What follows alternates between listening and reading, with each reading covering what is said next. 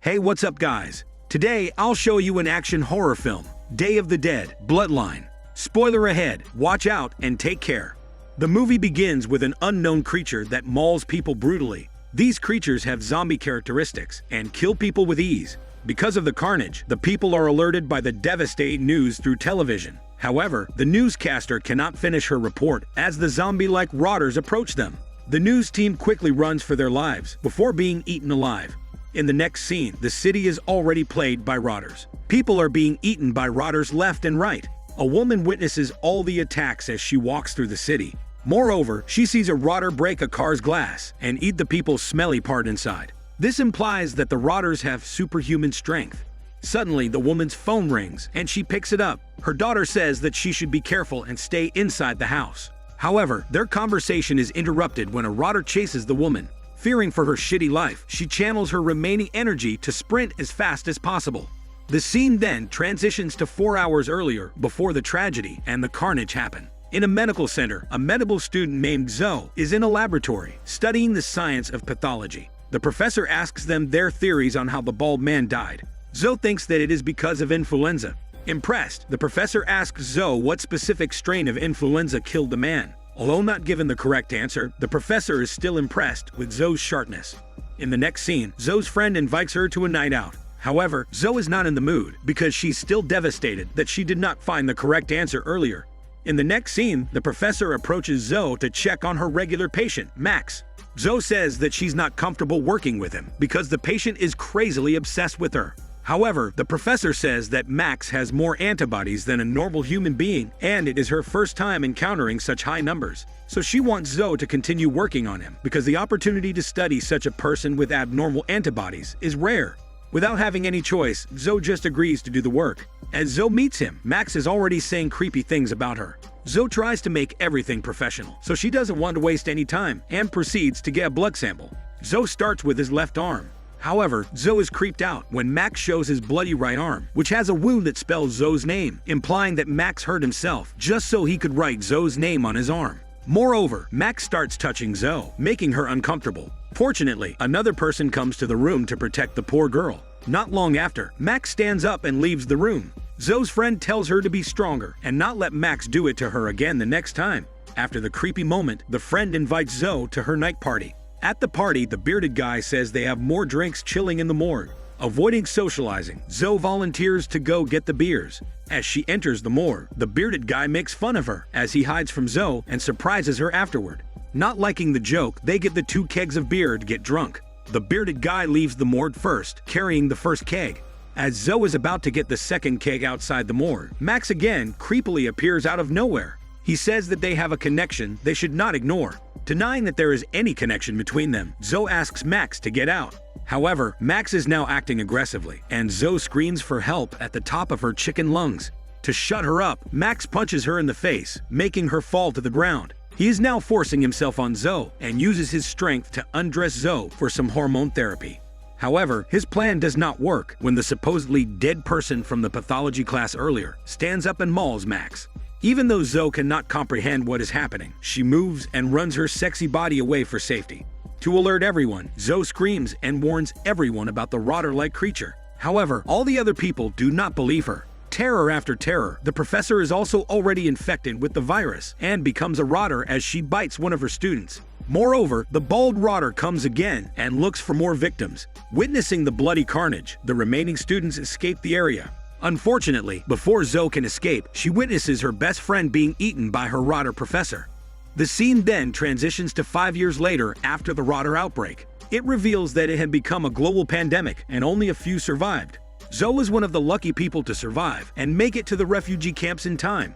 Their work is to learn as much as they can about the rotters. However, the camp lieutenant is pessimistic about finding a cure.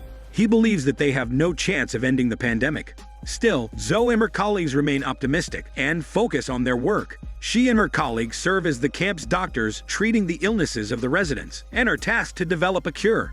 Zoe discovers that one of her patients has a contagious lung disease. To alert everyone, she goes to the council meeting and tells about her patient's situation. She advises that they go to the medical center to take proper medical supplies to cure her patient and to prevent the spreading of the illness. However, Lieutenant disagrees with the idea and says going outside is too risky. He suggests that they should just isolate the sick patient.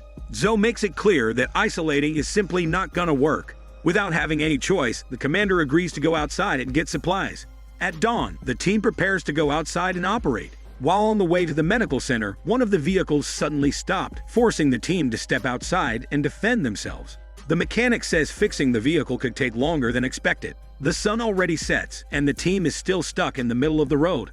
By nighttime, the team detects Rotter presence. They go into their respective positions and ready their guns to defend themselves. The vehicle is fixed in time, and everyone quickly hops in the cars, hoping to outspeed the pesky Rotters. Arriving at the university, the team remains vigilant as they enter the building.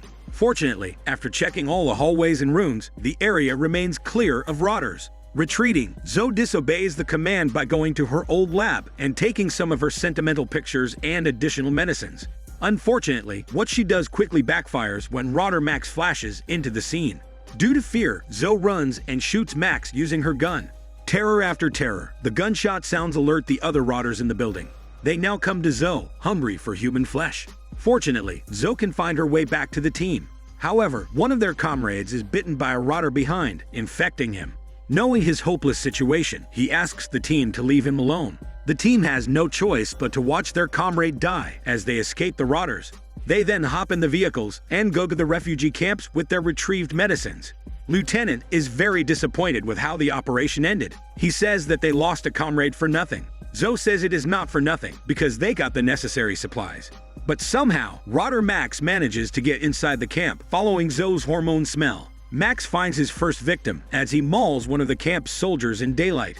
After killing the soldier, Max also manages to get inside the building. Despite the tragedies, Zoe can treat her patient with the medicine that they retrieved back at the medical center. To assert his dominance, Lieutenant summons Zoe to tell her that she should not disrespect him ever again in front of other people. Not wanting to prolong the conversation, Zoe simply agrees to leave the room. This happens when Rotter Max hides in the building and stalks Zoe. After the heated conversation, Zoe's boyfriend comes to console her, using words first and possibly tongue later. He reassures her that she should not blame herself for the death of their comrade. He also thanks Zoe for saving everyone in the camp and preventing the spreading of a contagious disease. After their talk, they share a tongue massage. Rotter Max witnesses the nasty couple and quickly becomes mad and hormone jealous. This also reveals that Max is a different type of Rotter because he still can think and reason. Soon after, Rotter Max finds his second victim as he mauls a poor old technician. In the next scene, Lieutenant complains about a late breakfast. The cook started late because he thought the technician was gonna repair the stove, but he did not come. So Lieutenant orders the technician's wife to find her husband. However, as she goes to his office, he only sees her husband's lifeless, bloody body. What's worse, Max comes to the scene and catches her aging body. The poor woman cries her heart out to seek help. While in the middle of the hallway, Zoe sees Rotter Max. She pushes the alert button to warn everyone about the presence of a Rotter. Zoe realizes that Max still recognizes her and even shows her the name that is engraved on his arm. This reveals that Max has not fully transformed into a Rotter yet because of his high number of antibodies. Fortunately, reinforcements come and save Zoe. They immediately shoot Max, but Zoe warns them not to kill him. She believes that Max is the breakthrough that they need. She reasons that Max could be the person they need to create a vaccine. With a team effort, they successfully lock Max inside a room. Then, Lieutenant comes to the scene angrily. He wonders why they didn't kill Max already. Zoe reasons that Max has not turned into a full Rotter yet. She says that a Rotter immediately bites people and proves that Max is not a Rotter by sticking her arm out and Max does not bite it. Zoe says that Max's blood could be the recipe for a vaccine. Fortunately, Lieutenant gives Zoe the green light to conduct her research, but only temporarily. Upon examining Max's body, Zoe and her colleague find out that some of Max's organs still have human functions. To confirm that his high antibodies made him immune to the disease, Zoe tames Max to take a blood sample, taking advantage of his tongue obsession with her sexy face. Upon testing the blood sample, Zoe confirms that it is Max's hormonal levels that possibly have made him immune to fully turning into a Rotter. However, Zoe's problem now is finding which of the 9 hormonal glands it comes from. She needs to know the specific source, so she would know where to extract the hormones and produce them into a testable vaccine. Zoe suggests comparing it to the hormones of a live rotter, and that it could be possible if they can just take hold of 2 live rotters. However, Zoe's boyfriend thinks that it is a high-risk and ridiculous idea, but the boyfriend levels his emotions and suggests getting one in the perimeter gate. At nighttime, they start the operation. They let 1 rotter come inside, while the rest of the team hold the gate. Fortunately, Zoe can get a blood sample easily to the first one. However, she still needs 1 more sample. The team then lets another rotter inside. Unfortunately, at this point, the rotters overpower the team, and it breaches through the gates, killing a few of the soldiers before the team can retreat. In the next scene, Lieutenant sees Zoe's name on Max's arm. He now thinks that Zoe saves him because Max is close to her, like a boyfriend. The team then retreats back into the building. Lieutenant sees one of the medics infected.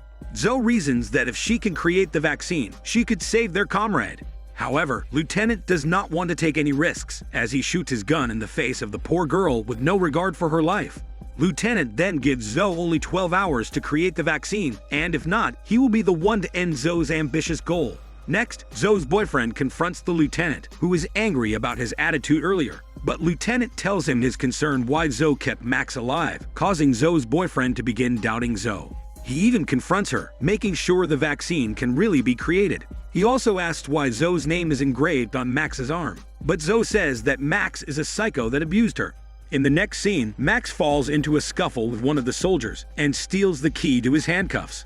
Interestingly, Max also regains his ability to talk. He repeatedly says to Zoe that she belongs to him. As Zoe compares Max's and the living rotter's blood samples, she confirms that her theory is right.